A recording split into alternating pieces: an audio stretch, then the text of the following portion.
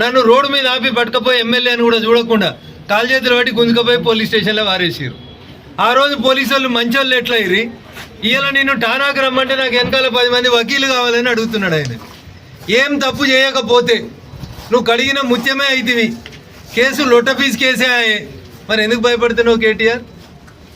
ఇలా హైకోర్టు కూడా ఎఫ్ఐఆర్ని కొట్టేయమన్న మీ వాదనని కొట్టేసింది. అంటే దాని అర్థమైంది, మీరు ఇన్వెస్టిగేషన్కి సహకరించుండ్రి, లేదా హైకోర్టు తీర్పు నచ్చకపోతే సుప్రీంకోర్టుకు పోండ్రి.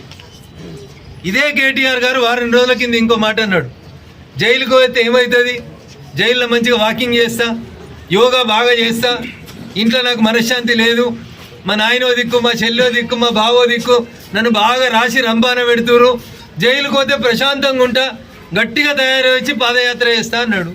పోయిరాండి, మరి జైలు కూడా ఎట్లుంటుందో చూసిరాండి.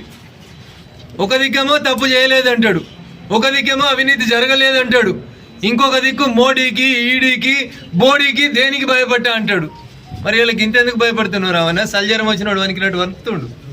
కావాలంటే మా మనోహరాబాద్కి వెళ్ళి ఇద్దరు డాక్టర్లను కూడా పంపిస్తాం. ముందైతే నువ్వు పోలీస్ స్టేషన్కి పోయి చూడు, పోలీసు వాళ్ళకి చెప్పు ఏం చేసినావో చెప్పు. దేశం మీద చర్చిస్తా, దేశవ్యాప్తంగా చర్చ జరగాలి అన్న. నీ కడుపునొస్తే ఊరందరి కడుపునొయ్యాలి. నువ్వు 10 ఏళ్ళు నా సొంటి ఎమ్మెల్యేలు